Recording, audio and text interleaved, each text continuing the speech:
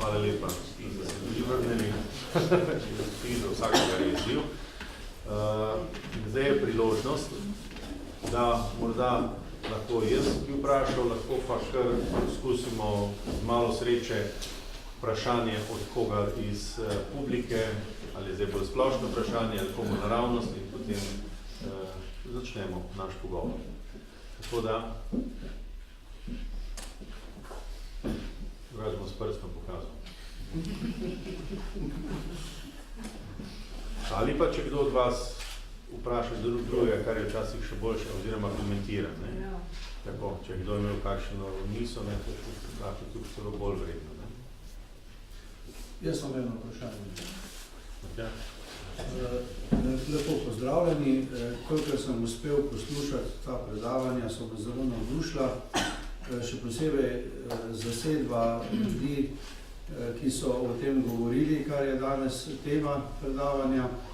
Tudi sicer me ta vidik udeležbe žensk zelo navdušuje, ker vem, da je to tudi moja dopolnitev. Gospod Karišik in gospa Majerhof sta, bom rekel, gotovo dva predstavnika dveh religij, ki na nek način ohranjajo en močnejši moški vidik v obravnavi, v sodelovanju religije. Recimo v katoliški veri, ker sem tudi jaz, bom rekel, član te religije, je bolj prisoten ženski vidik. Tako jaz pač doživljam in so tudi ženske tiste, ki morda bolj ohranjajo prisotnost tudi tako v samih verskih skupinah, kot tudi v družini. Nekoč pa je bilo tako, kot je bilo pri Hebrejcih, kjer je bil moški tisti, ki je skrbel za to, za ta duhovni vidik v družini. Ženska je pa seveda prinesla pomemben del. Zdaj rad bi pa šel na to, kar se dogaja danes. Danes moški pravzaprav postajamo na nek način brezoblični. Ne želimo se vključevati v verske dejavnosti. Lepše nam je, če debatiramo o biznisih in o raznih takih zadevah za šanki, v kakih neformalnih združenjih. To, bom rekel, versko vzgojo tudi pri otrocih, pa prepuščamo ženskam, vse to je tako manj pomembno. Ne bi želel preveč predolg biti, ampak ta vidik me pa zelo nagovarja. Hvala. Jaz bi rekel tukaj, bi dodal par zanimivosti, ki so že od mladosti ukvarjene s to duhovnostjo. Tisto, kar sem sam opazil, da so na predavanjih ali pa delavnicah vedno prednačile ženske, moški zelo malo. No in potlej s časoma se to nekako ravnovesi, če delaš dolgo časa, pride tudi moški zraven. Ampak danes je, ne bom govoril o verskih skupnostih, ampak tisto, kar je zanimivo, je, da na jogo hodijo ženske. Ne? Moški grejo na košarko ali pa mali nogomet, ne? In potem grejo na pivo. Ne? Joga pa se vse začne pogovarjati po dihanju, po meditaciji, po iskanju sebe. Tako da to, kar zanimivo se dogaja, da kar se tiče te duhovnosti, da se ženska nekako razvija, prebuja, moški pa ne. Šele potlej sledijo ženski. Ne? To je en tak vidik, ali pa recimo, kot sem v Topolšici sem jaz imel jogo, pa so me prosili, da sem delal za multiplex sklerozo, tam imajo to, in je tudi izpadlo, da ženske so prišle, moški so šli pa na pivo, pacienti, ne? Jih ni bilo tam, na kaj se bom jaz s tem ukvarjal, s to neko duhovnosti, ne, tudi vidimo v različnih cerkvah, da so v cerkvah, da so bolj ženske kot moški. Ne. Čeprav recimo, ko sem pa bil nekoč davno na Braču, kar dolgo časa, tam v eni vasi, v nedeljo je šla cela družina. Ne? Se pravi, ko pravijo moški ženska, gre za družino. Ne? In če se to goji v družini, se bo tudi poznalo pol. Treba povedati danes, da ko vzgoja srečanje mladih v Stični 5000 mladine, pa sigurno niso bile samo 5 leta, verjemite pa ne. Tako da je treba skrbeti za vzgajati mladino v to smer, v odnos med različnimi spoli, kako naj se obnaša. Tam se začne, v šoli se začne. Oziroma v družini se začne. V družini. In je res danes v duhovnosti več ženske energije kot moške. Mogoče je to dobro, mogoče je tako potrebno, kaj pa vem. Bomo videli. No, mi smo v pauzi, ki je bila, smo se pogovarjali o tem, da bi mogoče še boš bilo pa poseben pomen bi malo to, da je danes v imenu skupnosti naše islamske govorila ženska, pa o pravicam ženski. In se strinjam na nek način, da se je ta privid, ali pa tudi je to i resničnost, da moški več govorijo v imenu islama, pa tudi, ko govorimo i o ženski. Ampak ne pomeni, da je pač to ženska zatrta. Ona pač je v družini in v drugih dejavnostih in ima velik pomen. Pa tudi, ko govorimo o naših aktivnosti v naši skupnosti, pa je vedno večje število ženskih in one imajo boljši vpliv. Mi ponavadi povemo, če pride ženska, mati, potem pa bo prišla cela družina. Resnično mislim, da je tudi to pomembno za skupnost, pa za muslimane, da delajo na izobraževanju, pa tudi s tem bo tudi ženske bojo prišle oziroma one bojo govorile, oziroma ne bomo vi več njihovi podparoli, da govorimo v njihovem imenu. Kot sem povedal, to ne pomeni, da so one zatrte v družini. Posebej, ko govorimo o naši skupnosti tukaj v Evropi oziroma Bosni, Sloveniji in tako naprej, so pač ženske živijo na način, kako živijo i druge ženske v tem društvu in imajo svoj vpliv na otroke, na može. Pa tudi v tih tradicionalnih islamskih družinah, v družini, ženska pa ima eno posebno mesto, je steber in je ona tista, ki pač, ne bom povedal na način, da pač vodi glavno besedo. Mogoče bi vam razmišljala, da včasih tudi v rimokatoliški cerkvi so bili moški bolj navzoči, to je res, kot da je vpliv te sodobne kulture, ki je vse nekaj bolj unisex, da se, jaz tako vidim, da se zelo, nič več ni važno, a si to ali si to, tudi od gender teorij gre to vse v to smer, da bi se kar zabrisalo vse in potem, kaj jaz vem, kot da ni več ne pravega moškega elementa, pa ne pravega ženskega in to je slabo za identiteto ljudi in tudi mladih, ko odraščajo. In recimo, če samo se spomnimo, včasih so bili, ne vem, misijoni posebej za moške, pa so imeli govore samo pa za ženske posebej. Zato, ker smo si različni, pa to vse kar vse eno in isto. In je bilo bolj na ženski jezik narejeno, in mi bolj pridemo, Zdaj se pa to spet, saj pri nas se to dosti začenja, pa imaš odlike za moške, pa imaš odlike za ženske, pa imaš zdaj za moške, ne vem, 5 dni gre v divjino, pa tam poskušajo preživeti. V redu, mi pa pridemo skupaj, pa pečemo piškote, pa nekaj meditiramo, da ne moramo vsi na isti način izražati svojo vero. Mislim, da je tukaj težava postala malo, da bi morali se tle, če mi reči, ok, če v družbi, vedno ne smemo biti vse v te družbe, kjer je vse enako. Samo enim to očitno je v interesu slabitev tako enega kot drugega.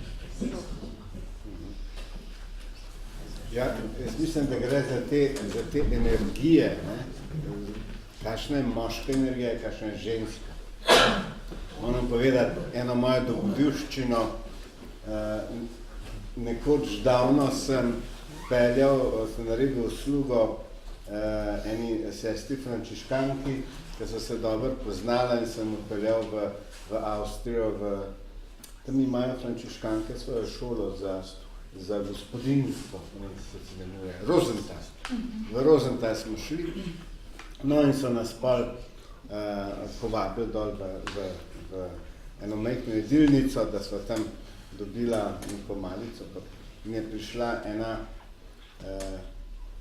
tudi sestra, taka močna prije noter in pravi ta moja prijateljica, tudi sestra Mihaela, pravi, no vidiš, Tili, to je pa moja rodna sestra, to je pa sestra Salvatora.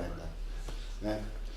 Pred mano sta se tako, rekel po domače, skregale zaradi nekega domačega problema in se mi gledal in pa rekla, ta sestra Mihaela bo tako odločila, no, zdaj sem pa fertik s tem prepirom, zdaj pa greva naprej se pogovarjati.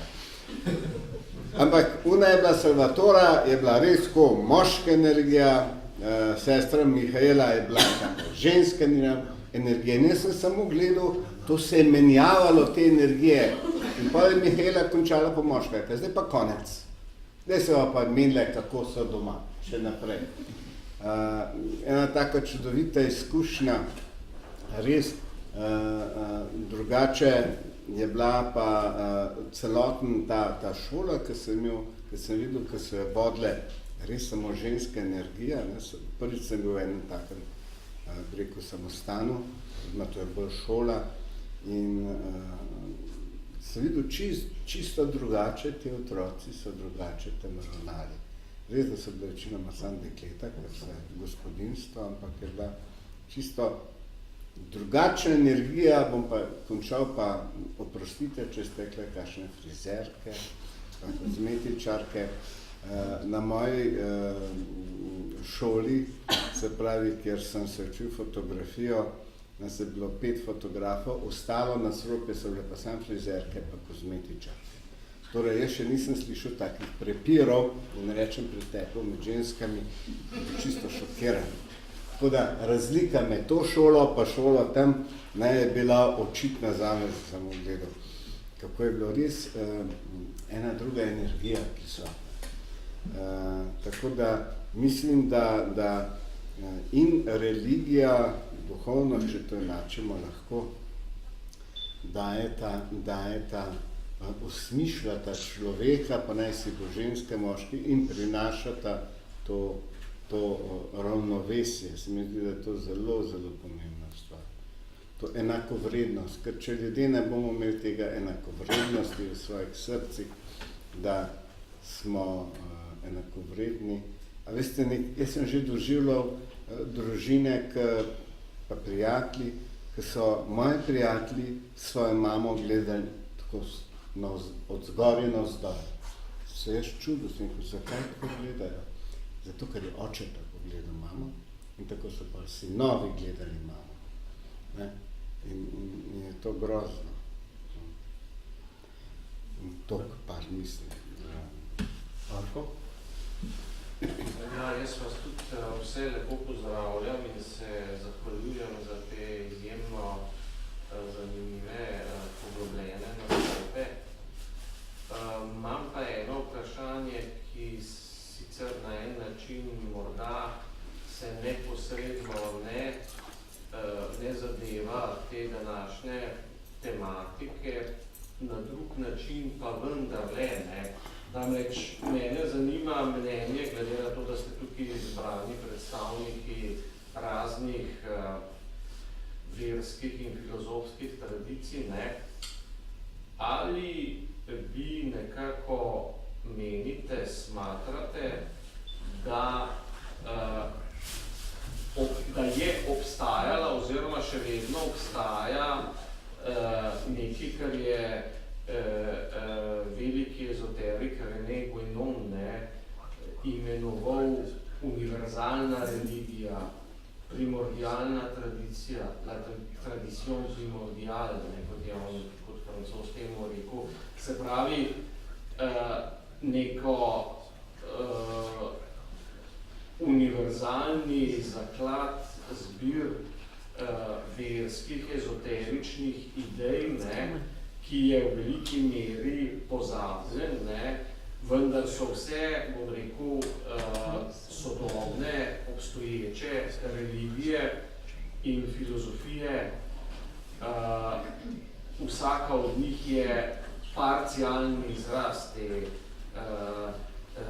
primordialne tradicije oziroma stare univerzalne prareligije.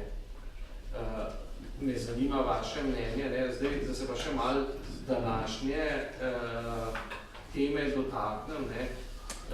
Zanimivo, ne? Pred dnevi sem bral, da so v Jordaniji nedavno tega našli v neki jami, v puščavi, neke železne tablice, na katerih je bil pač vrezan notri zaenkrat pač doslej neznano poročilo oziroma zapis o Jezusu Kristusu, ne, o zgodovinskem Jezusu Kristusu in o začetkih krščanstva. In tam med drugim piše, ne, da naj bi ta zgodovinski Jezus Kristus med drugim tudi učil, da Bog ni niti bitje ženskega, niti moškega spola, ampak je to bitje, ki v sebi na popoln način združuje in žensko in moško energijo. Ne? Hvala lepa. Hvala, Marko, za vprašanje. Ja, dragi Marko, ker je to tema, ki mene zelo zanima. Ko govoriš o René Guénon, ko govori o rečemo primordialni neki religiji, res je, da gospa Helena Petrovna Blavatsky to kot filozofinja imenovala religija modrosti. Pa vsi mislijo, da se z njo to začelo, ampak če dosti bolj resno študiramo, bomo odkrili, da je izvor tega Ammonius Saccas, tam nekje okoli 175 je bil našega štetja rojen, ki je nekateri ga smatrajo za pravega ustanovitelja neoplatonizma, čeprav iz tega razloga, ker je njegov učenec Plotin bil ustanovitelj neoplatonizma in Ammonius Saccas se je trudil, njegova želja je bila, da bi nekako vzpostavil nek mir med različnimi verskimi skupinami in kulti v Aleksandriji takrat. Aleksandrija je bila eno tako središče, kjer je bilo ogromno skupin, ogromno, seveda zelo so dominirali takrat kristjani, ker so bili res začetek, to je bilo ogromno energije, tega je bilo ogromno in jih je želel nekako rekel, da če bi našli stične točke vse te skupine, neko isto skupni imenovalec, da najdejo mir med sabo, da se pomirijo, da je to dejansko zelo pomembno za mir na svetu in se je trudil in ustanovil, on je imenoval to šolo iskalcev oziroma ljubiteljev resnice in za njega je bila ta resnica tisto, kar je bil etos, etika ali tako zlata pravila vseh religij, ki so si zelo ista, ne? Podobna si, tako in je že on dal neke svoje poglede v to smer, kot si ti omenil, nekega Boga, ki ni ne moški, ni ženska, to je omenil. Ja, ampak to tudi najdemo kasneje, ali že prej v hinduizmu, pa budizmu, pa tako naprej. Ker Aleksandrijska knjižnica je imela knjige vseh teh smeri. Ne? Ali obstaja religija, neka izvorna religija? Mislim, da obstaja, jaz osebno mislim, da obstaja iskanje tega. Vseh nas, vsi iščemo nekaj, ampak vsak najde neko svojo smer zdaj ali ostanemo tukaj, ali pa najdemo iste stvari v drugih, kar je zame pomembno, v drugih religijah. Tako da, čeprav sem, jaz temu rečem, kristjan po srcu, sem v korenini pogan, ampak ta staroverec, ker v Sloveniji dejansko to nekako je izginilo, to staroverstvo, je treba poznati tudi staroverstvo, je treba poznati, ampak to ne pomeni, da moraš biti pa prepričan staroverec, ker niti ne vemo, kaj je bilo prepričanje, ampak dobro je študirati, dobro je poznati hinduizem, dobro je poznati budizem. Seveda, pri nas je danes zelo pomembno, da spoznamo islam, zelo pomembno, da ga spoznamo. Ne? Koliko pa je sploh ljudi, ki je prebralo Koran, mislim, to je, ne, se še svega pisma ne berejo tisti, ki ne hodijo v cerkve. Še zanimivo, ne, Ja. René Guénon pa Fridtjof Schon, ne, sta na koncu postala muslimanska sufija, ne. Ja, ja. Mislim, da Guénon se je celo preselil v Kairo, ne.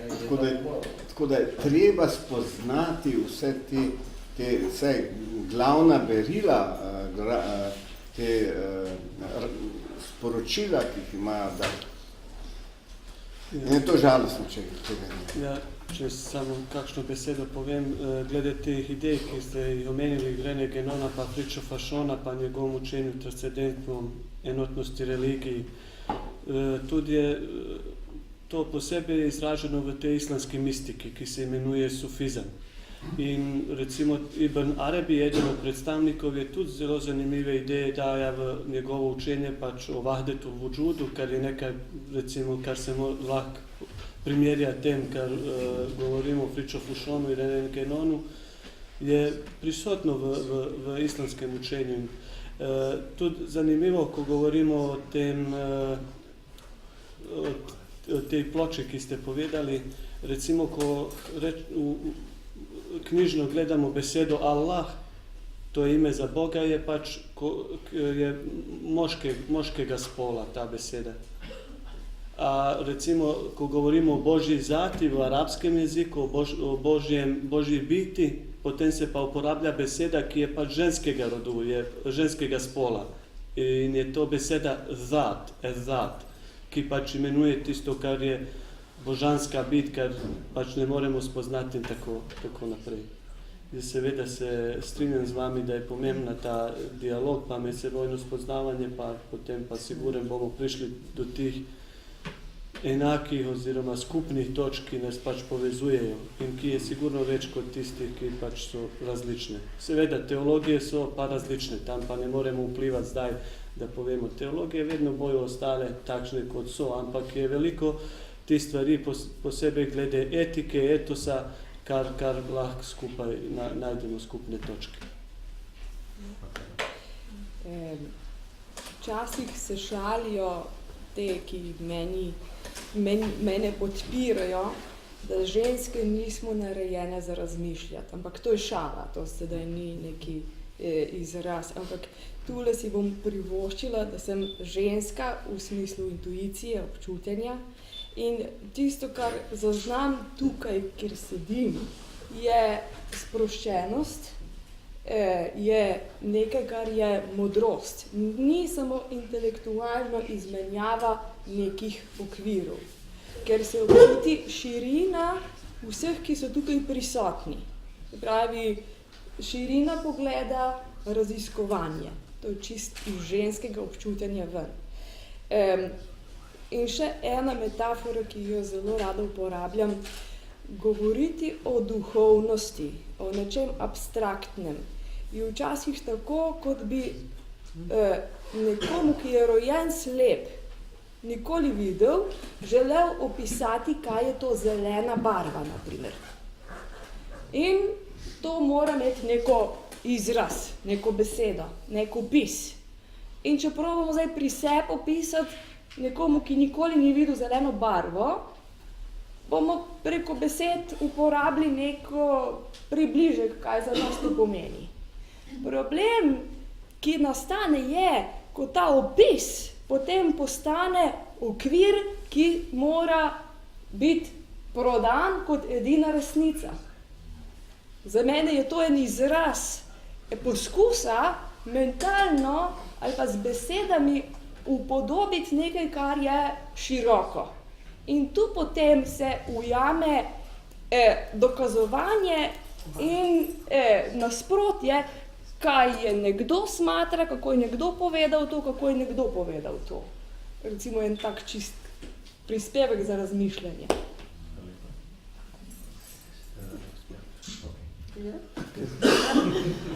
I'm not sure I understand the question, but I like the different perspectives, so I'm going to add another perspective. Yeah? Ne vem, če sem razumela prav vprašanje, ampak odgovor so mi pa všeč te različne perspektive in bom dodala še eno perspektivo. And that is that I've been seeing His Holiness the Dalai Lama, how he was kicked out of his homeland and wandered the earth. Yeah? Spremljala sem Dalai Lamo, kak je seveda bil izbačen iz Tibeta in pač zdaj hodil nakrog po svetu. Slowly becoming a global spiritual leader. In pač počasi postaja res globalen duhovni učitelj. And yet he always says, stay in your own religion. Ampak vedno pa poudarja, ostani v svoji religiji. But he has also called all the religious people to come to talk with him. Vedno vabi vse duhovne predstavnike, da bi govorili z njim. And then they've taken the new science and religion and started to look at how it belongs together. So jemlje to novo znanost in religijo in kako to gre skupaj. So obviously it touches different people's minds that are sitting there together. Seveda to dotika različnih umov ljudi, ki so tam zraven. And they start to represent each other in the world. Seveda tako tudi začenjajo predstavljati drugega po svetu. And what possibly happens is more of a universal religion emerges. Kar je možno, da iz tega prihaja, da se pač več te univerzalne religije pojavlja in vznika v svetu. And there are more religious leaders that are experiencing the question, what is it that holds us together? In v bistvu je vse več duhovnih predstavnikov, voditeljev, ki doživlja in spoznava to, kar nas drži skupaj. Yeah. So I don't know if it answered the question. Ne vem, če to odgovarja vprašanje, ampak ja. No, jaz sem še hotel dodati tudi en primer glede te resnice, ki jo vsi želimo, raziskujemo in želimo priti do nje, da Jalaluddin Rumi, en znan tudi islamski mistik, navaja primer, da so v eni temni sobi imeli slona, potem so pa ljudje, da niso vedeli, kaj je tam, so rabili povedati, kaj je v tem prostoru. In so dali različne razlage, ker je en govoril o nogi slona, drugi je govoril o ušesi, tretji, ne vem, o surli in tako naprej. In ko so jim pokazali, da je tam slon, vsi so oni povedali en del resnice, kar so oni občutili in tako naprej. Tako da mislim, da v tem pogledu resnica je ena, ampak mi vsi dojamemo delček te resnice in želimo priti do te resnice. No, jaz bi rekla, ne nadaljeval. Nasr Ali Hodža, tudi Sufi, je šel po mestu, bil je večer in tam ob enih vratih njegov sosed nekaj išče. Prvo Nasr Ali Hodža, kaj pa iščeš? Prav, ključ sem zgubil, pa ne moram not, ne. Potem vam pomagal, pa iščete, pa ne najdete, pa prav Nasr Ali Hodža, a mi lahko poveš točno, kje bi ga zgubil? Prav, je not v hiši. Zakaj sem pa pol tle zunaj? Prav, tle je luč.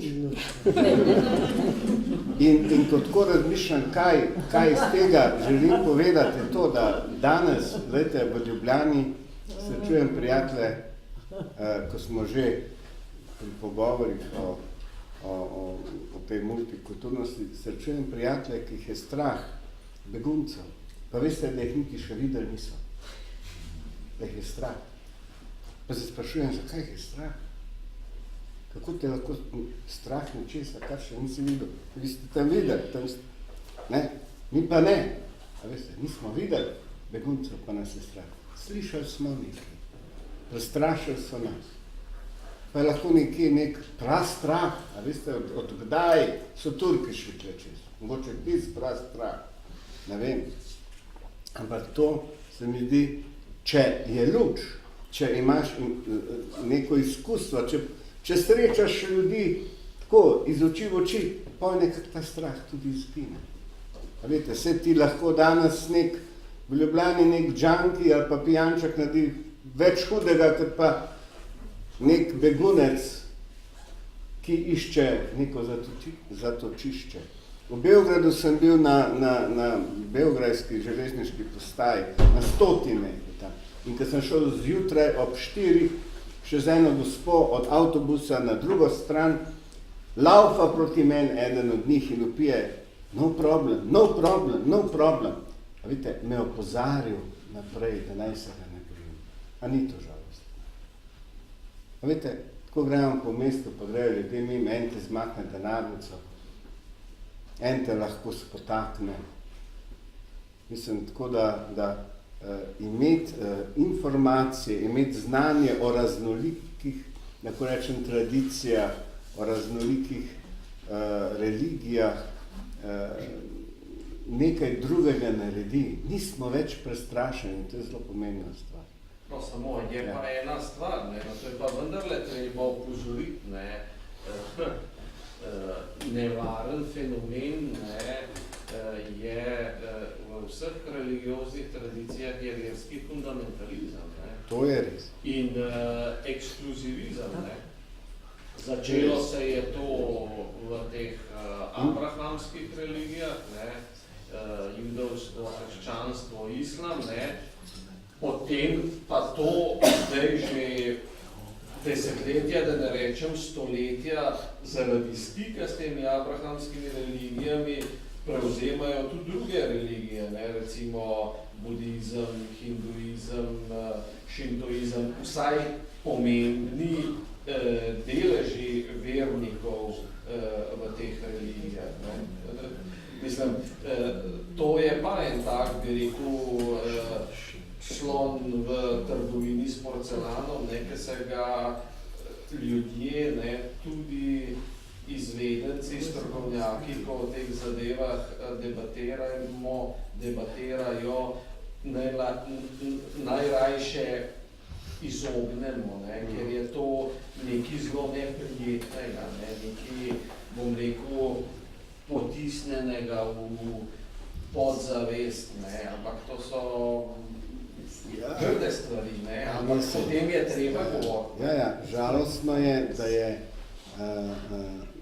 ravno to neznanje, če se mene vpraša, neznanje tudi v samih religijskih skupnostih, kjer se ali ljudje ne informirajo preveč ali tako, je religija zelo čustvena zadeva, to vemo. Religija mora prav srce in čustva so tako močna. Jaz mislim, da imamo največ problemov mi vsi z svojimi čustvi in jih seveda smo videli na Srbiji, Hrvaška, Bosna. To se da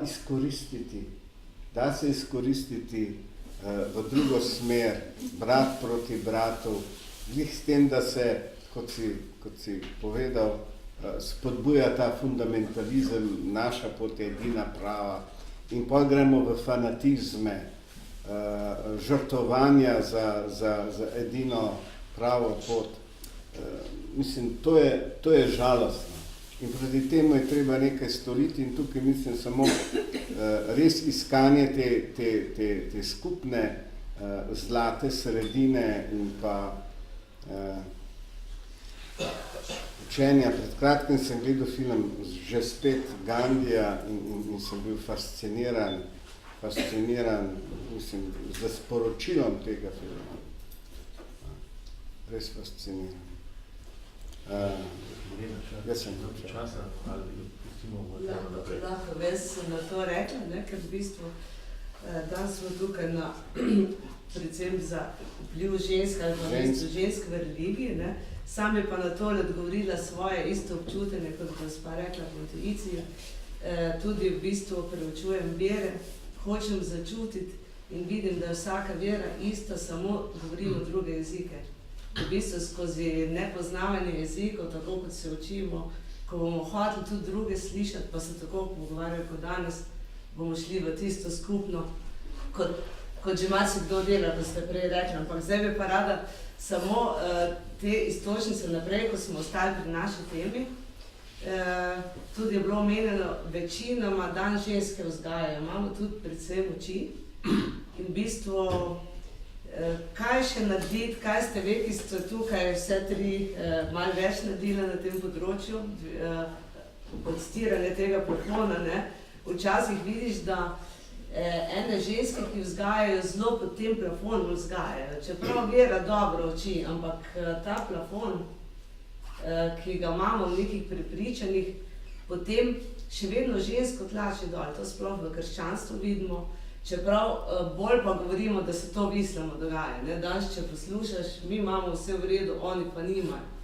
In tudi to bi še sam pol gospoda izvala za njihovo, kaj pričakujemo, da bi se mi lažje razumeli, pogovarjali, da bi dejansko ženske iz islama več prišle v spredje, pa spregovorile, zakaj nosijo rute, zakaj to, da bi malo več vedeli o tem, da bi ta jezik poznali. Ker potem ne bo več strahu, pa toliko nasprotja, pa bi samo mogoče za izkušnje gospe najprej izvala, da malo povejo, da nas malo podučijo, ker vidim, da so kar dosti naprej v poslanstvu. Sestra, nekaj vas je gledala. Ne vem, kaj ne vidim, pravzaprav odgovorim na to. Ker imate to poslanstvo v bistvu, ne? Res je, da smo ženske vzgajamo, to ste verjetno hoteli, potem lahko vzgajamo tudi napačno, to ste hoteli reči, ne.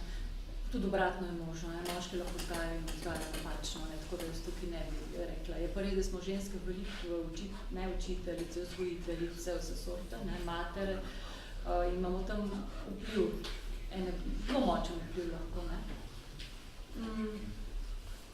Zdaj, ne vem, če sem vas prav razumela, da hočete reči, kot da ženske lahko vzgajajo v fundamentalizmu. Ja, v bistvu, koliko imam jaz izkušnje, ne, jaz poznam dva svetova ženske, ene, ki smo nekje odprte, drugi pa zelo fundamentalistično in tudi, bi rekla, privilegirano vzgajajo moške in s tem potem ženske nimajo prave vloge tako vrljivi kot družbi in tudi v bistvu ženska energija, ki pomeni ljubezen in vse to, ne preveč materializma v družbi v tem smislu. Jaz bi, če dovolite, bi mogoče sestri tu malo priskočil na pomoč, pa bi se navezal na to, kar je gospod Havliček prej rekel. V bistvu eno je to, kar govorimo, pa učimo, ne, drugo je pa, kar učimo z zgledom. Ne.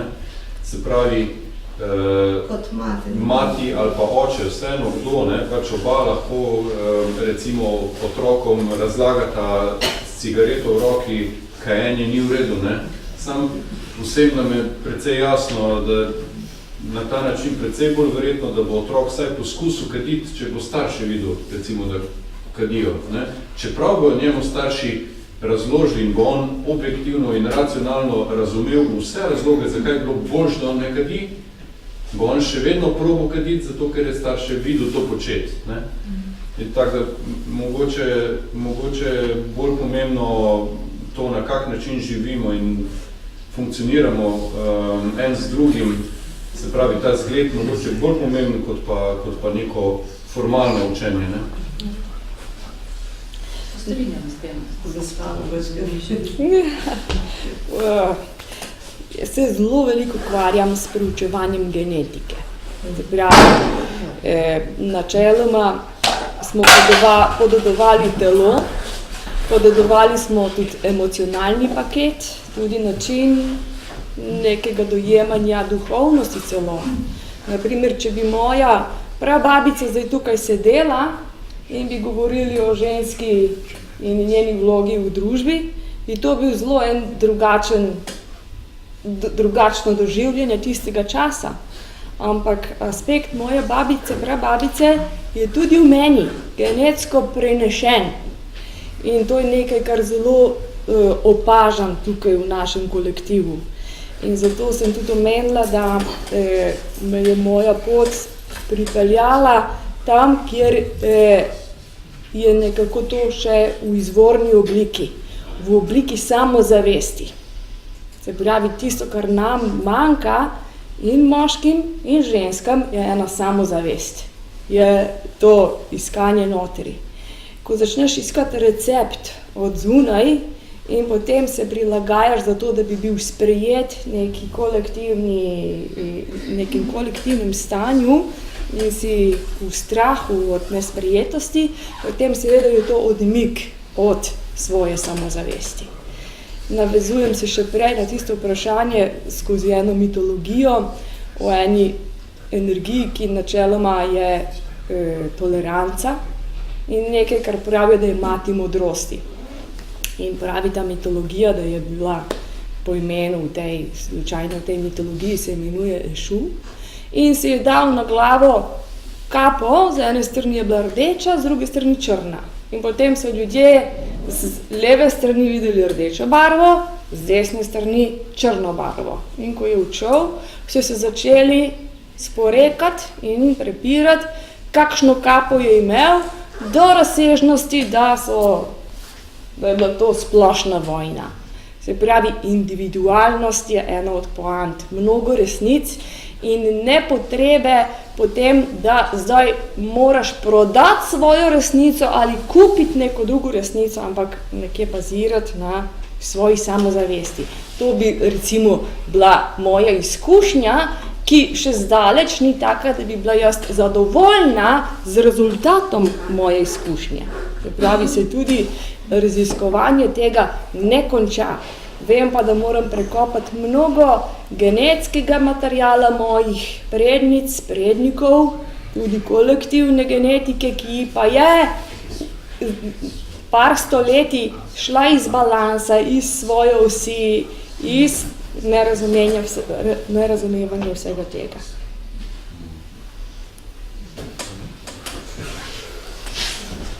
Izziv prihvaćam, upam, da na naslednjem takšnem dogodku bo ena gospa, ena predstavnica iz naše skupnosti. Čeprav, ko govorimo o islamu, seveda je veliko znanih imen žensk, ki so bile znane v zgodovini, kot recimo Rabija el-Adevija ali pa recimo Aisha, soproga Božjeg poslanika, pa recimo danes Fatima Mernissi, Amina Vedud, so vse predstavnice te, če to rečemo, islamskega feminizma oziroma govorijo v imenu žensk, tako da se na tem področju seveda potrebno je še narediti dobrih korakov, ampak da tudi to gre v enem pozitivnem.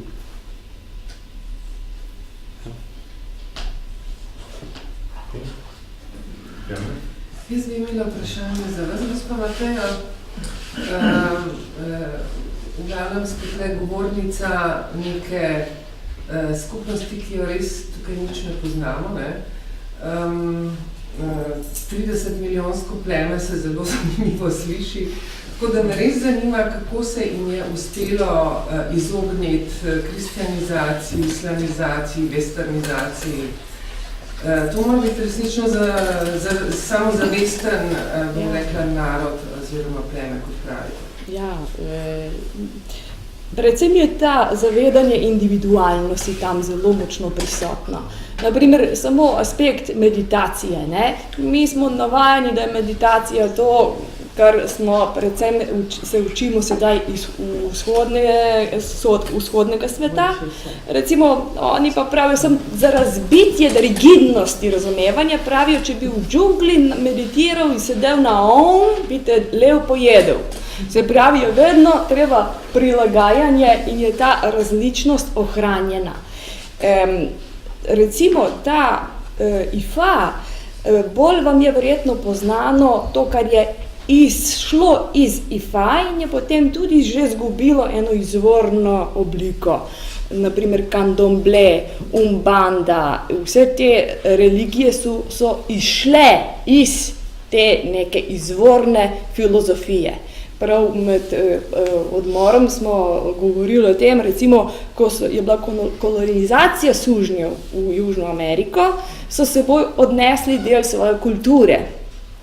In potem so oni se nekako uspeli infiltrirati in skamuflirati in so recimo pod nekimi slavljenji svetnikov, ker je krščanstvo bilo tam osvojeno, slavili svoje energije in tako nekako je nastal en spoj vsega tega, tako da to vseeno je dosti razširjeno, saj v neki nadgradni, ne nadgradni verziji, bom rekla raje temu, potem tudi širom po svetu.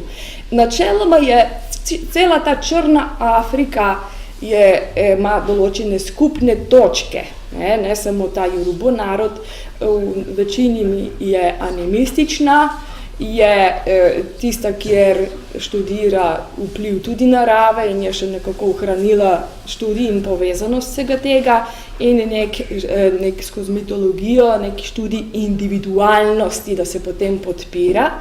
Je pa to skupno vsem smerjem, kjer se je v bistvu ohranil šamanizem, ne, se pravi tudi recimo te indijanci, sibirski šamani, aboriđini in te principi so tukaj si podobni. Ne? Se pravi, ne govori že v sami osnovi, kaj je ena resnica, ampak študira princip, kaj pa je za gospo kompatibilno, kaj pa je za gospo. Za nekoga, recimo, prej smo govorili o moških, ne? Nekdo je rojen z arhetipom bojevnika, v tem času sedaj.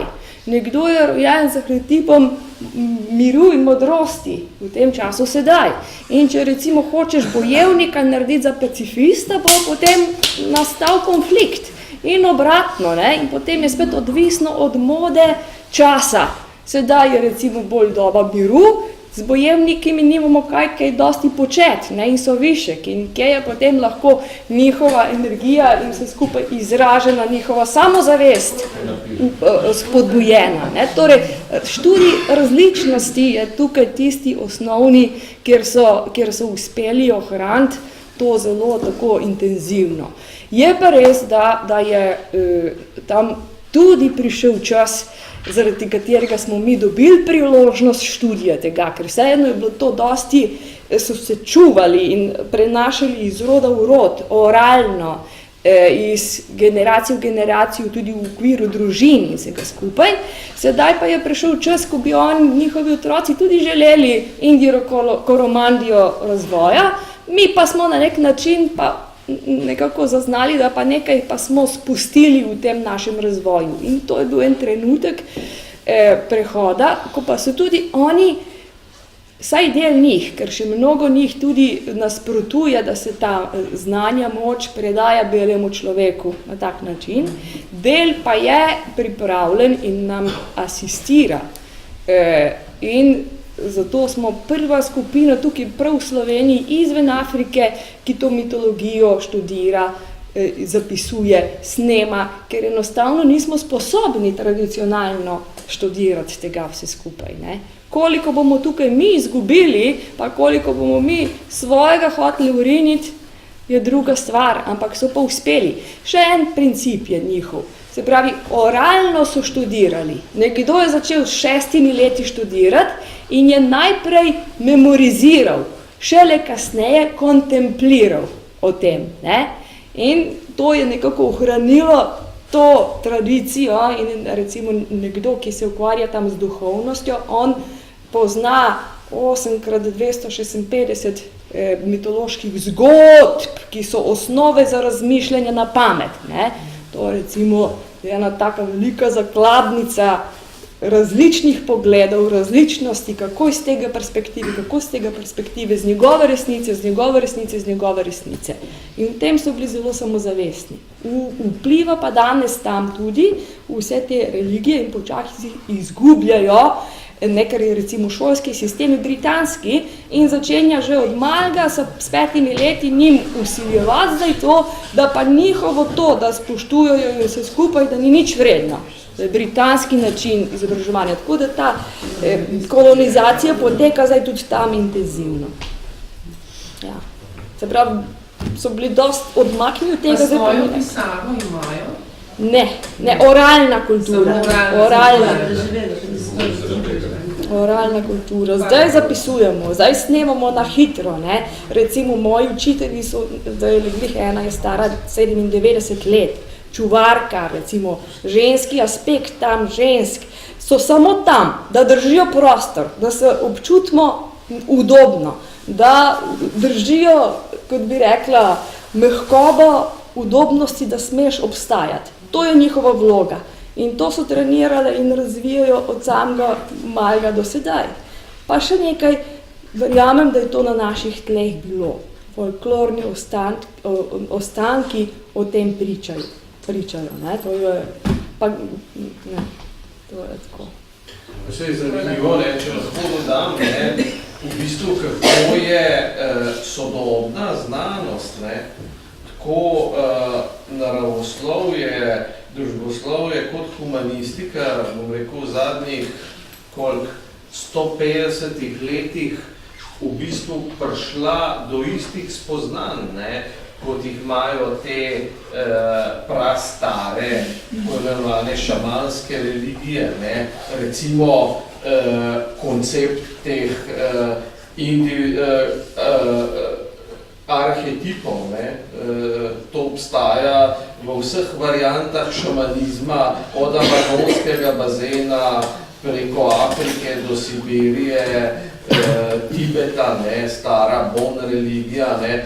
Do tega je potem prišel Carl Gustav Jung, ne, eden od glavnih predstavnikov postfreudovske oziroma kar nasploh psihoanalize. Ne. To je zanimivo, ne. In zelo sporočilno, ne, pogledno. Jaz recimo imam naziv svečenice v pripravi, energetski študija, ampak v bistvu sem otrok, ne, ki ima, ne, tudi oni, ne, recimo od 6. do 90. leta študirajo, kontemplirajo o simboliki, ker je vse predano preko simbolike. Se pravi, nič ne more imeti okvira razlage. Lahko je tista razlaga za en dan, naslednji dan ta ista simbolika nekomu pomeni drugo, ne, in daje potem svobodo, da razmišljaš o tem iz mnogih perspektiv.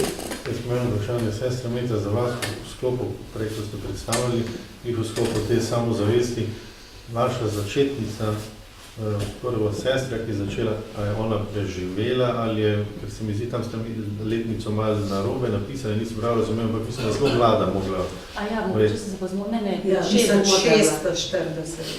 Ne, 1473 se je rodila, tem 1540. Aha, tako. Torej, ker v tistih časih bi skoraj da morala zaključiti kak drugače, ne? Ampak je preživela, ne? Glede na to, kaj ste rekli, da je bila takrat vloga, ali je bila žena, ali je bila sestra, ampak zdaj je bila pa ponudba vodi sestre in vodi aktivno v svetu in tako, ne?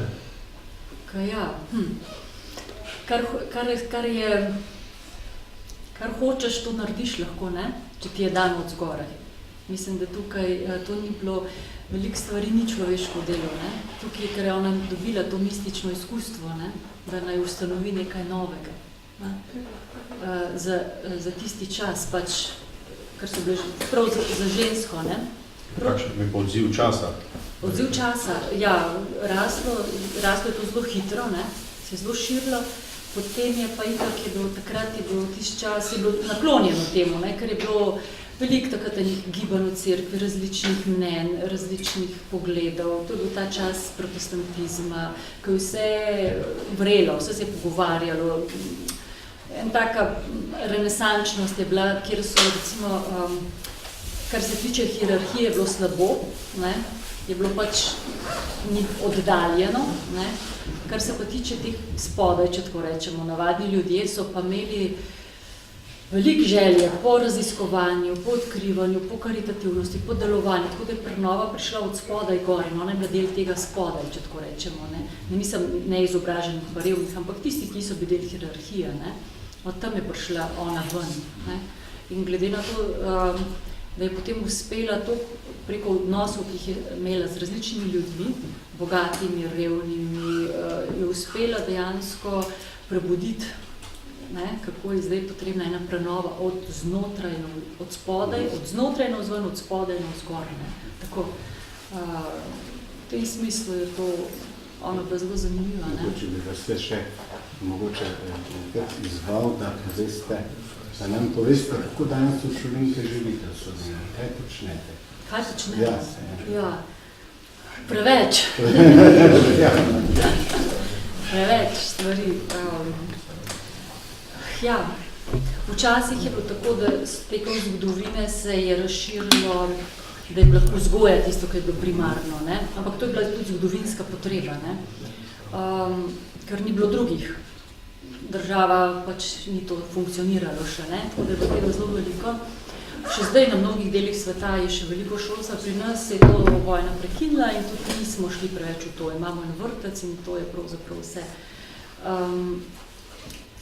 Bolj je naše poslanstvo to, da živimo svoje posvečenje, to je prvo. Delo izhaja iz tega, kako jaz živim, ta odnos s Kristusom in kako živim v občestvu, to je za nas, kako živimo v skupnost. Seveda je pa v nas je nekaj tazga, da dejansko vsaka sestra lahko živi tisto, kar je dano. To se zdaj zelo, včasih je bilo točno, to delajo, pa to delajo, zdaj pa tista, ki pride to, kar zna, dela in razvija, ne. Tako da, če rečem, da nas je 50, imamo tudi 50 različnih stvari, ki jih počnemo, ne, to je res zanimivo. Enkrat smo delali seznam. Živite v občestvu, ne? Ja. Kot v Ljubljani? Živimo skupaj, ja, pa hoče reči vsaka tisto poklicanost, ko je čuti, da jo ima, če je le približno v skladu s tem, jo živi in tisto počne, ne. Tako da veliko stvari počne. Tako ogromne molitve, Ne vem, kaj je za vaš ogromno.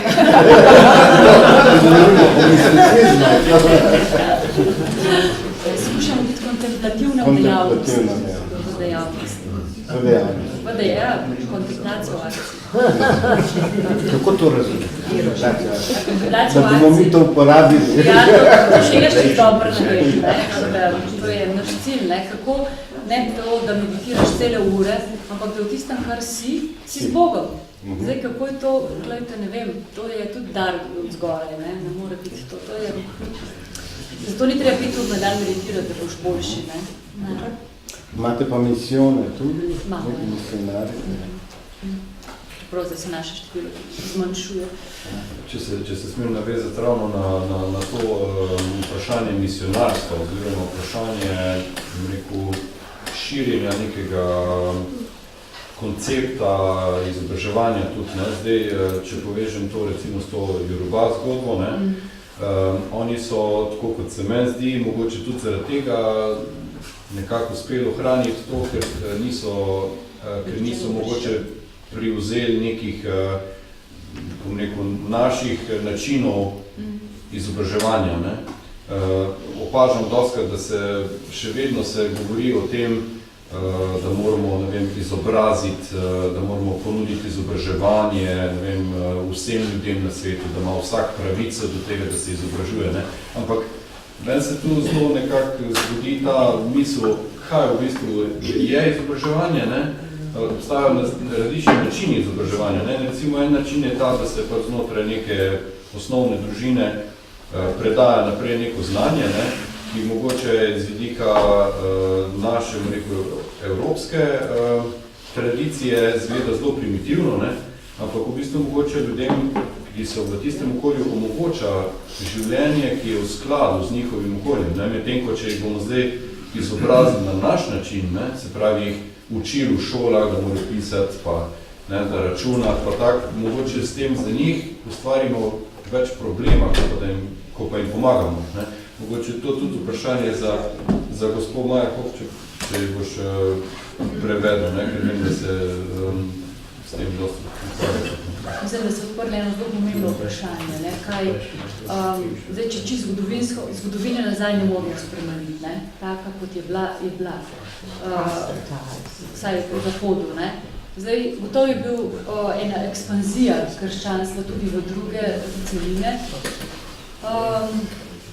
Seveda se tukaj mešala in politika in različni interesi. Jaz za nazaj ne moram nikogar upravičevati, kaj je delal in tudi, ko bo za nas gledali zdajšno, čez 200 let, bo rekli, kaj so takrat počeli s to globalizacijo, ne, kako so slabega naredili. Ne.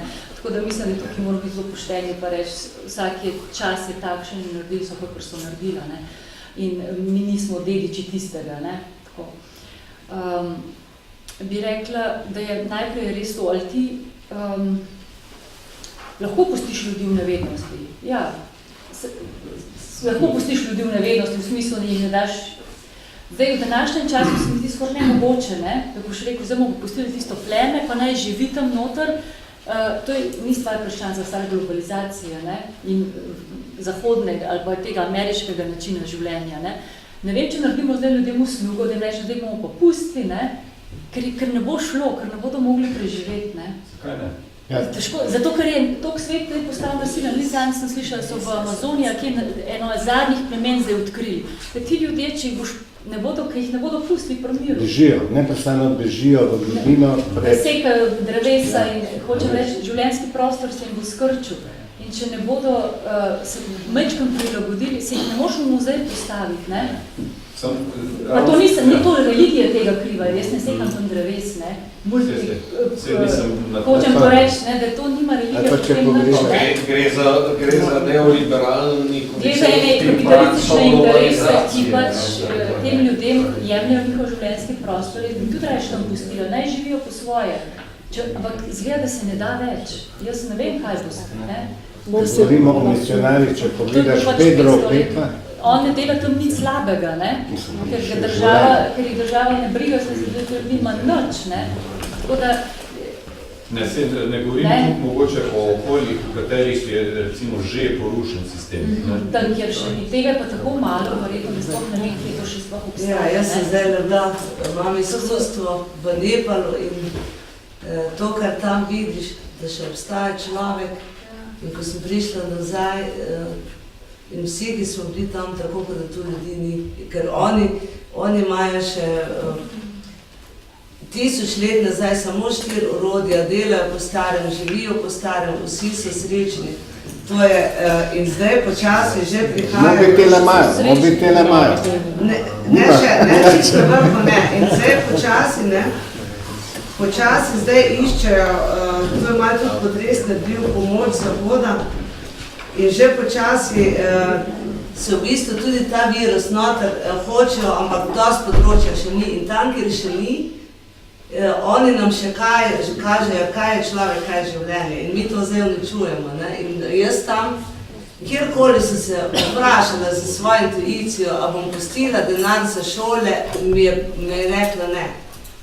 Sam to lahko povem, to pa manj tule, ker je res čist en teden, 2 tedna izkustvo, kar sem prišla nazaj. In se res sprašuješ, kaj smo naredili in dobro, da so še ena področja na svetu, ki nas učijo in nas bojo učiti, da smo nazaj k sebi in mi se hodimo tja učiti, kako nazaj k sebi biti. No, jaz se bo tle sem naprej navezala. Za mene se ne izključuje civilizacija. Se pravi, bolj je problem ta vidik, ki ga imamo. Naprimer, to, kar jaz študiram, v bistvu je animistična kultura. Ne? Se pravi, nekje človek se rodi, ampak prenese s seboj en del sebe, svoje individualnosti. In čar tega, ki ste vprašali, zakaj so tam to ohranili, je, da se starš vpraša, kdo se nam je rodil, kdo je prišel in kako ga potem spiliti, prilagoditi za življenje sedaj v tem času, v tem prostoru, naučiti, da je v New Yorku treba iti preko semafora, ne vem, v neki puščavi najdeti vodo, ta glavna stvari. To seveda so stvari, ki si jih nekdo nauči, del pa jih prinese. Ko je izobraževanje smatrano v tem smislu, da je tu tabula rasa, ki jo je treba napolniti od zunaj s podatki, z informacijami. To je problem rušenja samozavesti. Ko pa je upoštevano oboje, se pravi, je del individualnosti, ki jo je treba podpreti, odkriti, potem pa tudi del časa, prostora, civilizacije, ki sedaj je, skupaj združiti, potem je to. Jorube niso bile zaprte za svet. Sploh ne, ni ena taka skupina, ki je v džungli zaprta in ne pripravljena za. Naprimer, bih arhetip bojevnika, danes se moramo mi v tem smislu postaviti tukaj. Tukaj je naša džungla. Zdaj ta naša civilizacija, to je naš poligon.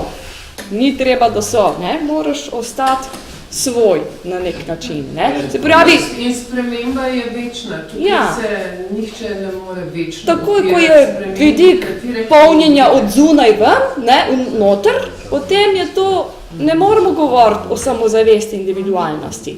Ko je eno in drugo, se pravi, da gre informacije rabimo zdaj za preživeti, računalnik rabimo sedaj za komunicirati, avto rabimo, da pridemo sem, hkrati pa je tudi ta eno zavedanje o tem svojem konceptu, potem to gre lepo skupaj. Žal je, mislim, da samo en problem, po mojem mnenju, da zelo hitro ljudje tudi v takšnih kulturah zapadajo v materializem. Ja. In da pozabijo na tisto izvornost, na tisto bogatstvo, ki je v bistvu v izvoru njihove kulture. Ja, zdaj gre ta... Jaz bi nekaj dodal, ne, bom malo advokatov z diaboli, ne. Kljub vsemu, a veste, sodobna zahodna civilizacija, ne, kot se je razvijala v zadnjih 200-300 letih, je vendarle prinesla neke izjemne civilizacijske dosežke, recimo kot so demokracija, človekove pravice, verska svoboda. Zlasti bi pa jaz zelo dal poudarek tudi na individualizem, ne, ki je včasih zelo pogosto že ekscesiven, ne, ampak kljub vsemu, ne, v zahodni civilizaciji, ne, človek lahko vsaj načeloma živi, bom rekel, v skladu s svojimi željami, interesi, danostmi. Seveda se potem to vse malo obrusi v interakcijah z normami in pričakovanji širše okolice, ne. Medtem ko pa jaz mislim, da v nekih primitivnih, ruralnih družbah, kar jih še obstaja po svetu, tega večinoma ni, ponekod ja, ne, večinoma pa ne, ne. Veste, tega se moramo pa tudi zavedati, ne. Yeah, I have several things. I wanted to say a story fast about an African woman that we know. She's chief of 17 towns. Nekaj povedal sem zgodbo o ene afriške deklice, ki jo poznamo in je v bistvu kraljica 7 krajev. So when she walks, they tell the story of she's coming and who she is and what she's coming for.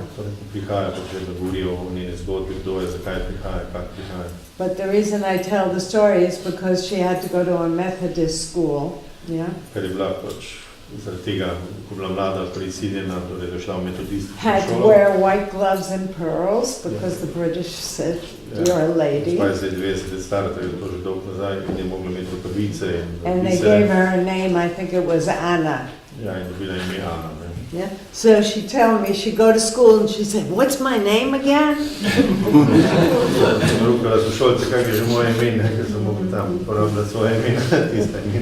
Yeah, so the truth about how we have imposed on the African continent.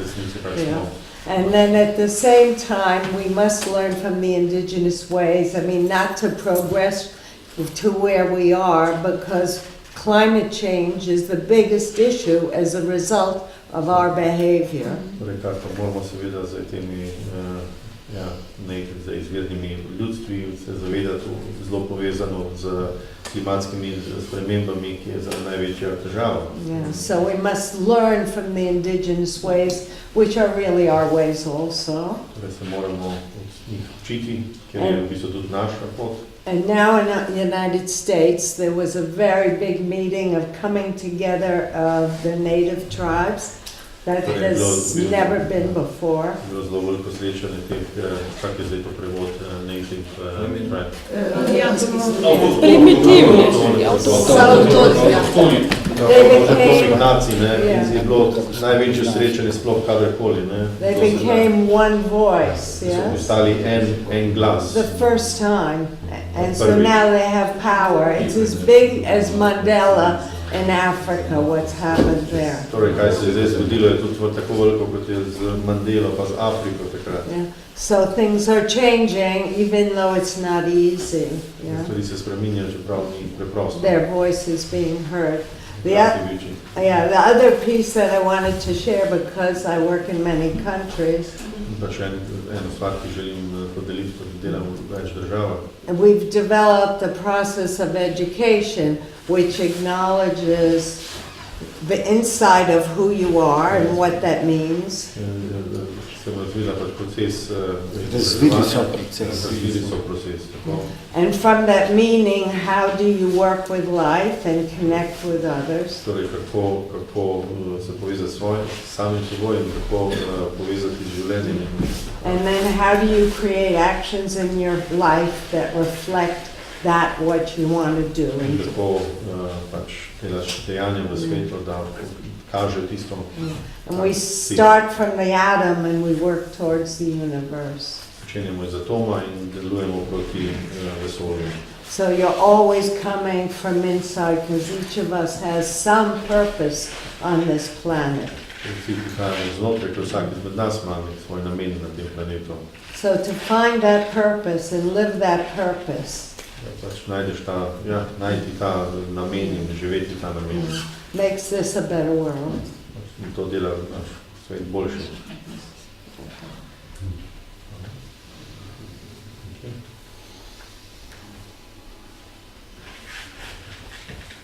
Jaz imam še eno vprašanje.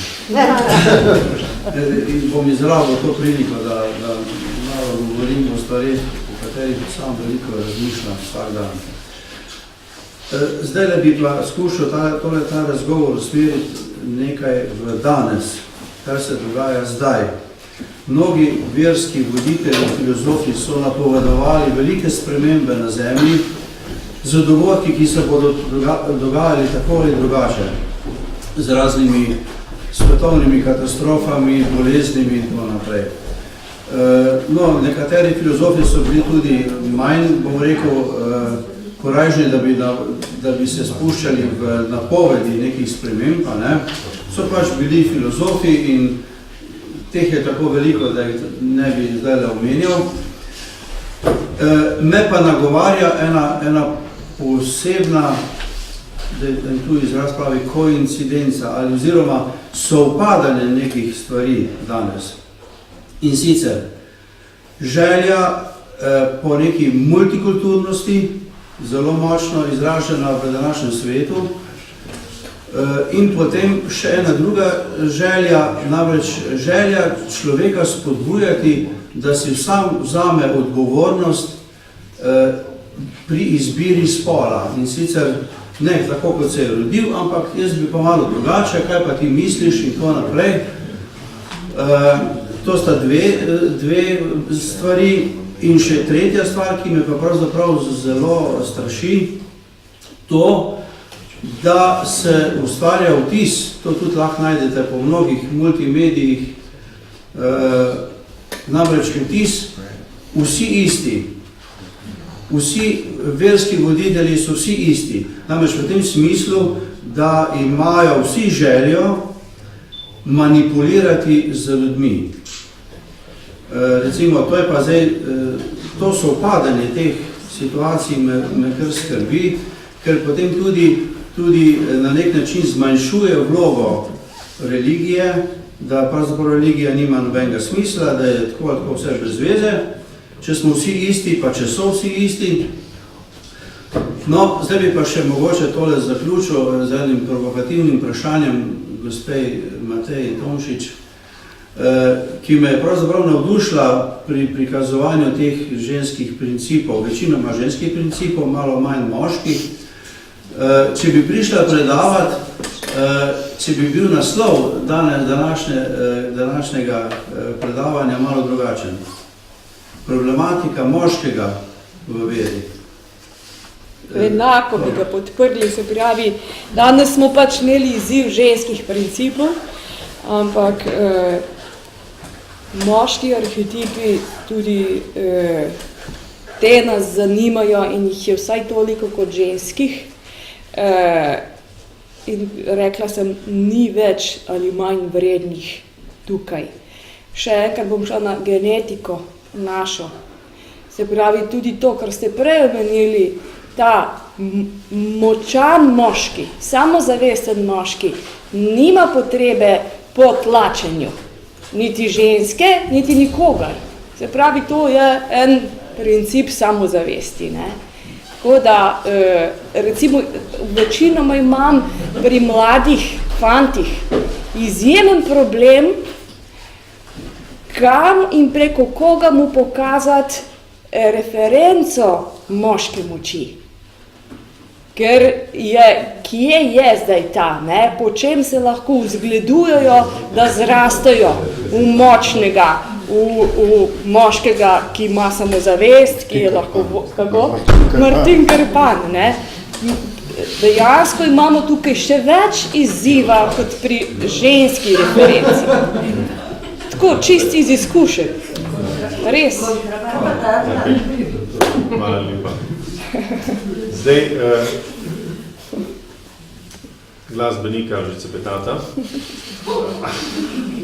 Jaz bi sem tako da mogoče je to zdaj še zadnja, kdo želi prispevati. Jaz bi na kratko, tako, ker je Mateja govorila o različnih aspektih ali pa arhetipih žensko, mislim, da je politik tudi en arhetip, da je bojevnik en.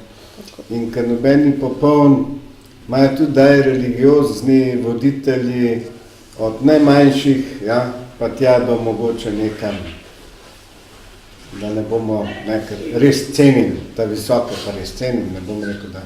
Ne. Imamo tudi tega politika v sebi in ta politik prednjači hočemo manipulirati. To je to. Hočemo manipulirati in ne gre drugače. Jaz hočem manipulirati doma, on hoče manipulirati razredu. Tle gre pa za to neko samokritiko, da vidimo, koliko smo, koliko nismo. Ne, in če te ni, ne, pol pride kritika od zunaj. To je tako. Res pa je, da tudi politika manipulira z religijo tako ali drugače. Res pa je, ne, Marko je še ven, ne, mediji manipulirajo, kot sem. Malo da smekaj. Če še imaš kdo takšno end thought for here. Otherwise we will let the musicians have the end thought. To je zadnjo misel.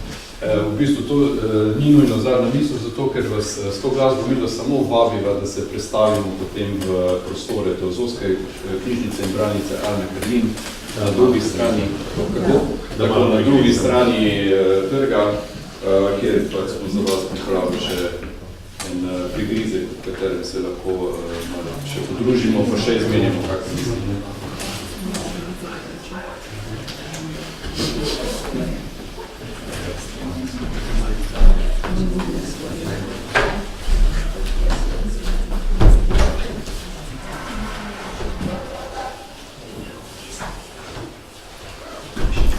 To je še dva kratka stavka, en malo kasnejši, pa en malo hitrejši, da nas bolj nekako povabi.